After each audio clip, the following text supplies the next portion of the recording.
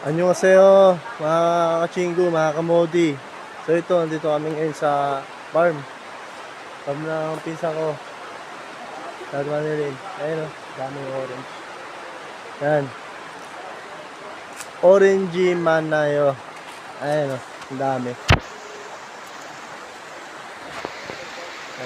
Ay, mamaya pupunta tayo dun sa kabila. Yung mga nakalbisan nila may natira, pakakakain tayo mamaya dun. Ito, ang dami. Diba nga lang, nahuhulog na nga lang eh, oh. Ayun na. Diba? Pero pwede pa ito kainin. Mga kamodi. Okay, kaya ano ba sila? Makasama ko rin sila. Ayan. Ito, pwede pa kainin nito? Yung mga nahulog? Hindi na pwede. Doon sa labas. Mamaya, pupunta tayo sa labas sa mga